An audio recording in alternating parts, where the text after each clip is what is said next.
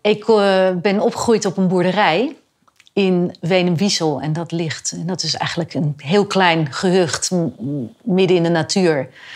Met een paar huizen in de buurt van Apeldoorn. En er was toch heel erg in de buurt, namelijk een paar minuten fietsen van ons vandaan, een mevrouw die gaf blokfluitles. Maar zij zei, ja, je kan beter viool gaan spelen. Ik ging 1 keer per week met mijn viool op mijn rug naar vioolles in Vaassen. De vioolleraar die ik daar had, dat was Fred Robert. Dat is de vader van Allard Robert.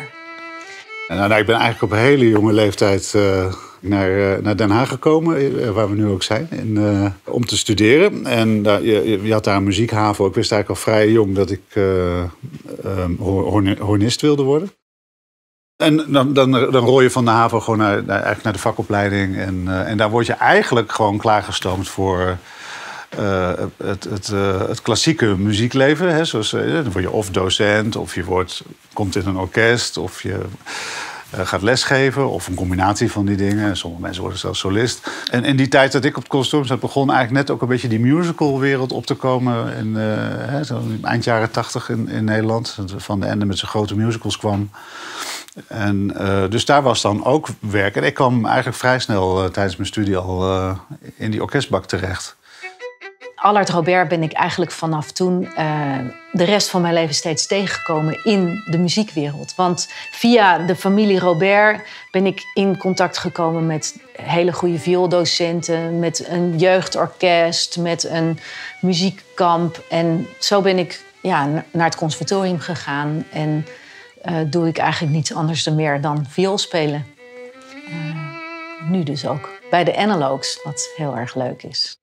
Ik kom eigenlijk uit een strijkersfamilie, dus dat ik een blazer ben geworden, dat was niet voorzien, denk ik. Maar mijn vader speelde viool, gaf ook vioolles. En zus speelde viool, broer cello. Dus ik heb ook wel een tijdje vioolles gehad als kind, maar dat was geen liefde, zeg maar. Ik heb natuurlijk op het conservatorium echt een hele klassieke opleiding gehad. En heb ik 10 jaar lang in symfonieorkesten gespeeld. Ik was remplaçant onder andere in het Concertgebouworkest en in het Rotterdamse Philharmonisch Orkest en in het Residentieorkest. En ik heb 7 jaar in Sinfonietta Amsterdam gespeeld, dat is een strijkorkest.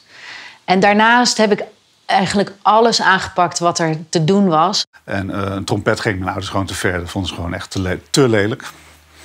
En dus ik kwam uit school en lag een hoorn op mijn bed. Ik ben ook meteen in aanraking gekomen met jongens die hele andere dingen wilden doen. En er was bijvoorbeeld ook een opleiding tot sound engineer. Eigenlijk dus die mensen zaten de hele dag in de studio. Ik was eigenlijk ook al heel jong in de Beatles geïnteresseerd. Eigenlijk vanaf mijn jaar of 10 eigenlijk. En zij deden eigenlijk in die studio wat ik... dat was een beetje magisch voor mij. Maakten ze liedjes en zo. Dus ik hing daar heel veel rond bij die gasten. En toen dacht ik wel al van, alleen dat hoorspelen is misschien niet genoeg voor mij. Misschien moet daar iets bij. Maar dat was toch een beetje, het beet elkaar wel een beetje, zeg maar. En op een gegeven moment werd het combineren van de klassieke orkesten en alle andere dingen die ik deed, dat was ook voor Nederlandse artiesten spelen. En dat was ook achtergrondmuziek spelen. Dat was kindervoorstellingen maken. Het werd eigenlijk te veel. Dus toen heb ik alle orkestwerk afgezegd en meer gaan focussen op de kleine ensembles. En eigenlijk van lieverlee, door al die verschillende dingen, is er een soort een gezelschap ontstaan van collega's met wie ik al die dingen doe. En dat is eigenlijk het Dutch String Collective geworden. En het Dutch String Collective kunnen we eigenlijk terugbrengen tot het begin, was 25 jaar geleden, toen we voor het eerst filmmuziek opnamen voor Fons Markies. En die heeft toen ons al Dutch String Collective genoemd voor de credits van de film. Flantus is eigenlijk de blazerssectie van de Analogues. En we zijn eigenlijk een clubje geworden tijdens de tour. We kenden elkaar natuurlijk al voordat we bij de Analog zaten. Eigenlijk vanuit de orkestbak. Ik heb met alle drie in verschillende musicalproducties gespeeld. We hebben nooit, geloof ik, tegelijkertijd in één productie gezeten. Maar we kenden elkaar allemaal al wel. Ook van het conservatorium wel. Maar omdat we bij de Analogs natuurlijk niet de hele tijd nodig zijn en veel in de kleedkamer zaten. En bij het ene programma ben je iets meer nodig dan bij het andere programma.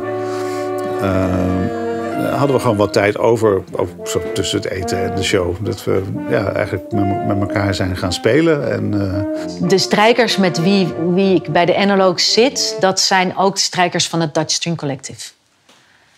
En als we in de studio zitten voor de Analogs, dan breiden we ook de strijkers uit met strijkers van Dutch String Collective. En dat zijn, het is eigenlijk een club muzikanten die veel van dit soort dingen doen. Dus we vinden elkaar ook.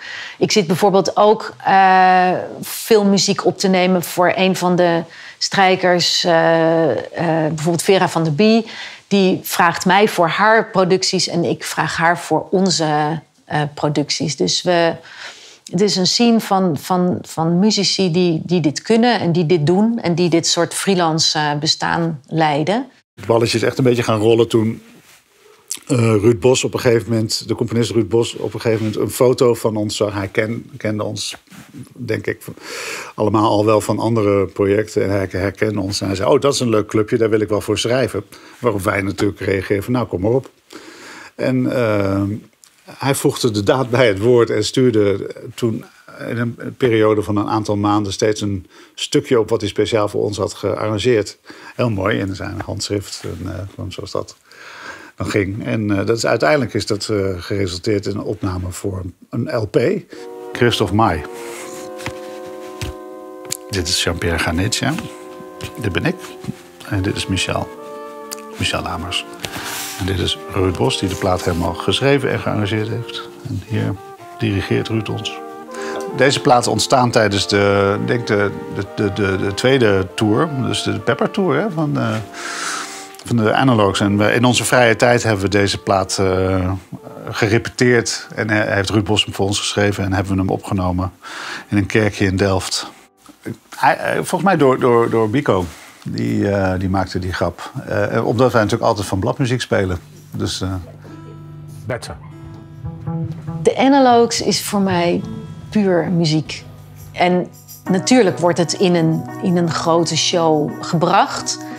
Maar het is al iedere keer weer duidelijk, het is de muziek van de Beatles waar het om gaat. En dat is waarom iedereen daar op het podium staat. Het gaat gewoon om de muziek. Om die waanzinnige muziek die Beatles hebben bedacht met z'n vieren, samen met hun producer. En ik weet zeker, dat is waarom ze het doen. Niet vanwege uiterlijkheden, niet omdat er iets moois te zien is. Het gaat echt om de inhoud. En dat vind ik heel erg leuk aan de Analogs. Dat ik dat iedere keer weer merk. Als er te veel buitenkant bij komt, dan merk je dat het afleidt van de muziek. Daar wordt het minder sterk van.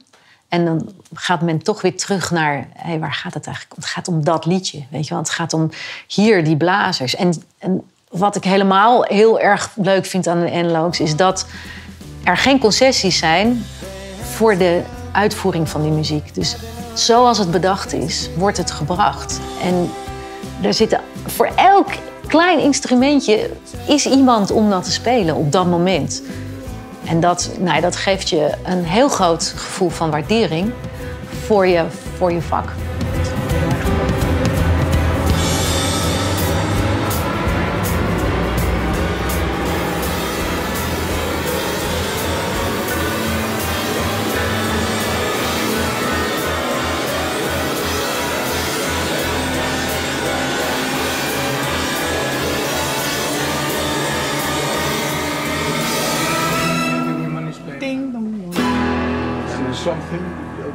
Nou, ik kwam bij de allereerste probeersel in People's Place. Dat was een soort auditieachtig iets.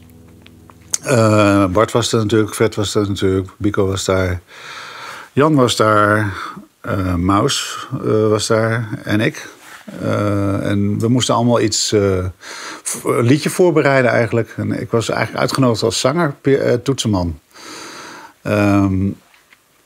En ik denk dat ze bij mij terecht zijn gekomen via mijn cd Showbiz Friends. Waar Biko ook op meespeelt en Leon alles op drumt. Ik kende Bart alleen. En ik ken Bart omdat hij mij een keer belde. Kan je even komen, want ik heb hier een commercial of een jingle of iets.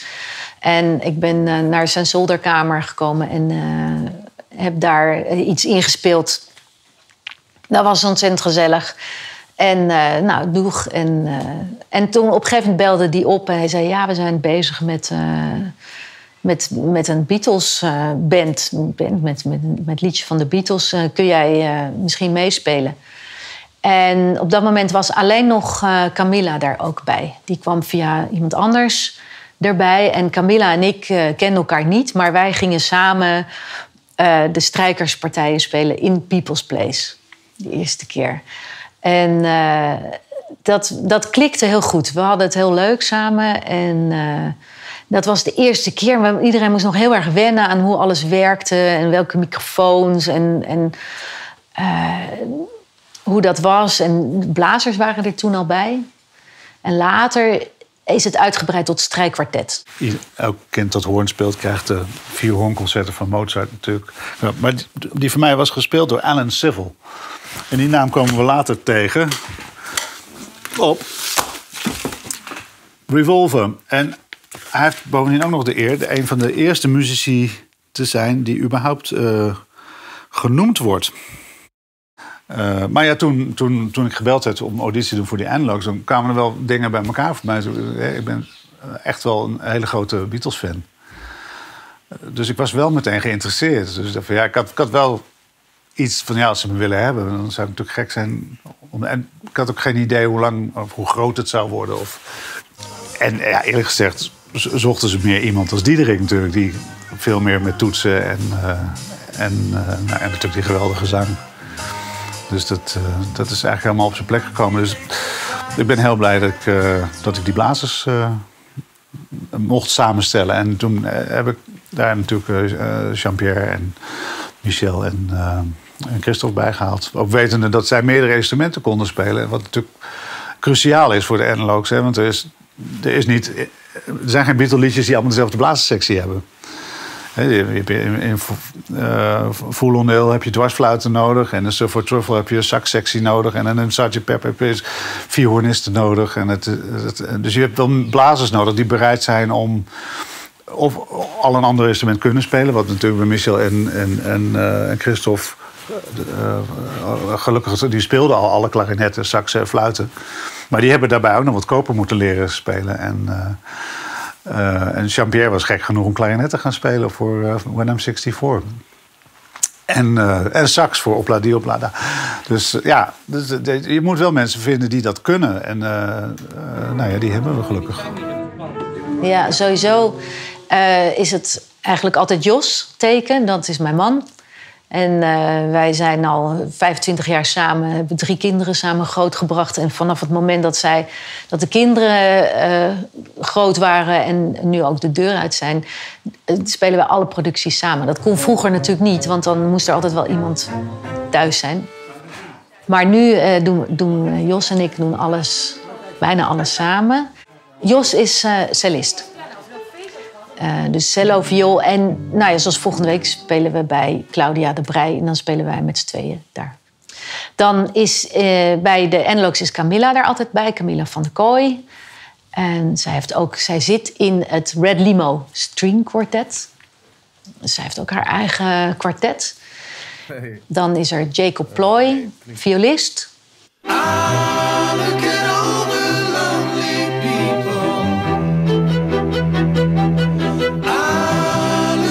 Voor mij het leukste nummer vind ik Eleanor Rigby, omdat het puur strijkers is en zang. En wat ik eigenlijk ook nog kan herinneren van vroeger, behalve ook Golden Slumbers en Here Comes the Sun en She's Leaving Home, waar prachtige strijkerspartijen in zitten, kan ik me herinneren dat ik dat me dat zo opviel. Ik dacht, oh wauw, dit is gewoon violen, cello's en de Beatles. All the lonely people, where do they all belong? Father Mackenzie, writing the words of a sermon that no one will hear. No one comes near, look at him working, donning his socks in the night when there's nobody there.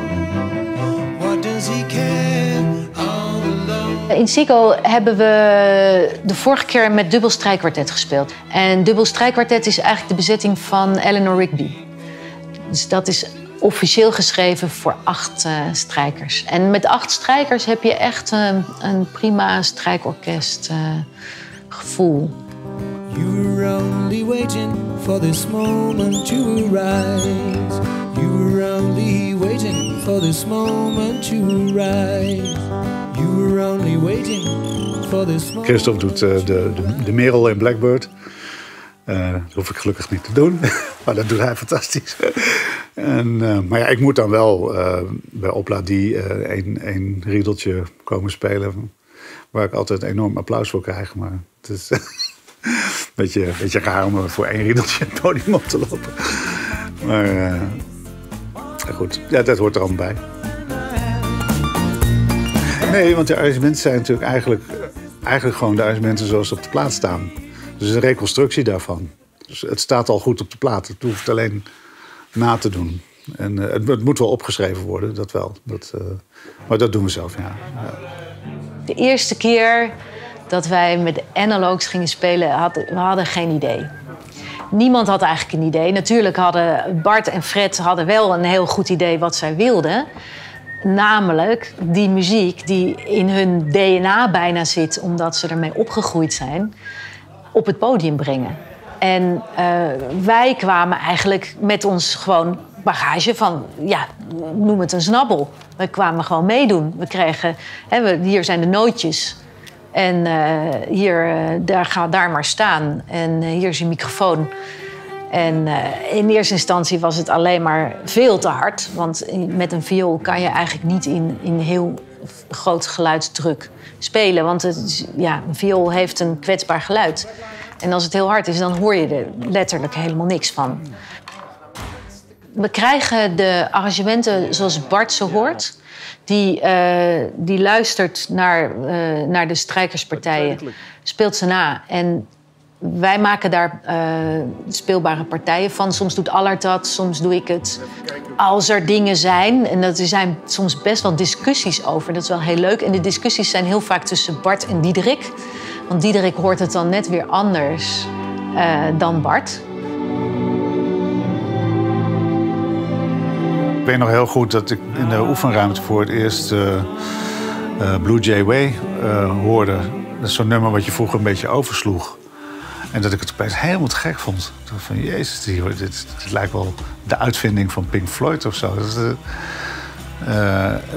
Dat werd opeens een soort favoriet nummer. Terwijl dat nooit geweest is. Maar dat komt gewoon omdat je dat live heel anders beleeft. En andersom komt ook voor. Dat nummers die je op de plaat heel indrukwekkend vond, die zijn dan live een beetje van... Ja, dat is heel gek. Je gaat er anders naar luisteren. Dat vind ik het mooie aan die arrangementen en hoe die stukken gemaakt zijn. Als je het speelt, dan voel je, hier zit een muzikus is hier aan het werk, een componist. Die weet wat hij doet en weet wat er mogelijk is. En daar zit een diepte, een zwaarte in die echt inhoud heeft. Dat is heel, heel fijn. Het is in zoverre lastig dat als je een Beatle-plaat naspeelt, moet je ook de foutjes naspelen. Of de dingen die net niet lekker opgenomen zijn, die moet je dan ook zo laten klinken. Dat doet Remco natuurlijk gelukkig. Het geluid doet heel veel. Maar wij hebben gewoon de opdracht om zo dicht mogelijk bij het origineel te komen. En dat is een uitdaging op zich.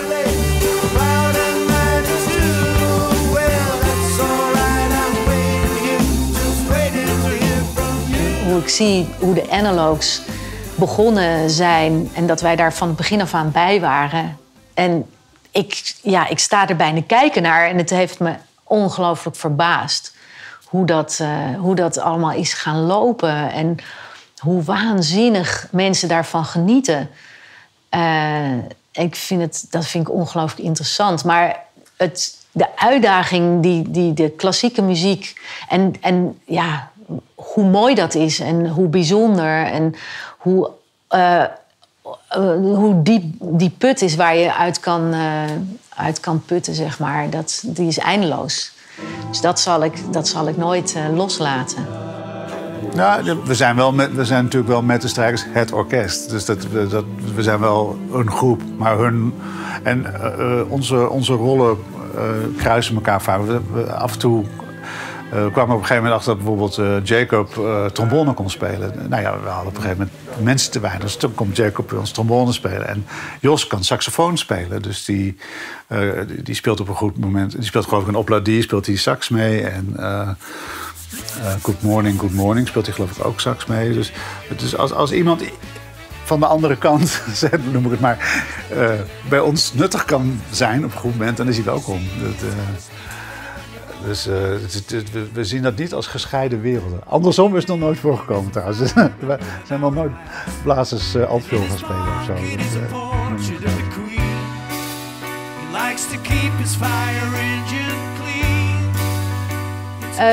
De blazers is echt de blazers en wij zijn de strijkers. Dat is wel een hele leuke scheiding. Maar samen zijn wij echt wel orkest. En dat merk je wel. We zijn ook... we worden zo gezien, maar we voelen ons ook orkest met elkaar.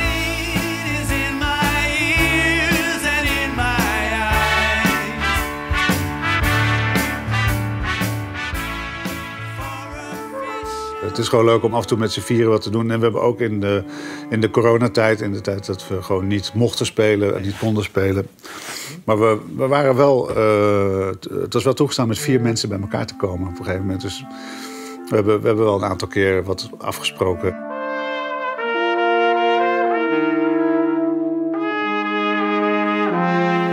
Jean-Pierre Garnetia, die is onze trompetist eigenlijk. Dus dat is zijn hoofdinstrument.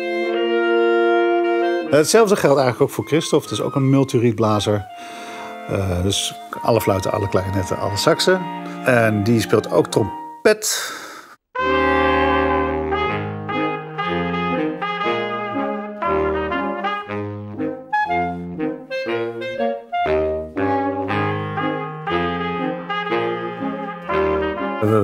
Michel Lamers, dat is eigenlijk in de musicalwereld noem je dat een multirietblazer. Dat is iemand die alle fluiten, alle saxen, alle klarinetten speelt. Dus wij zijn een beetje op zoek geweest naar liedjes die leuk zijn om te spelen met blazen, maar die zijdelings een link hebben met de Beatles. De reden waarom we die ook hebben gearrangeerd voor dit clubje blazers is omdat, wat heel veel mensen niet weten, is dat die komt uit de film Life of Brian, Monty Python. En die film is betaald door George Harrison. Dat is echt een duidelijke Beatles-link met dat liedje. En hij zit ook in de film, maar niet in die scène.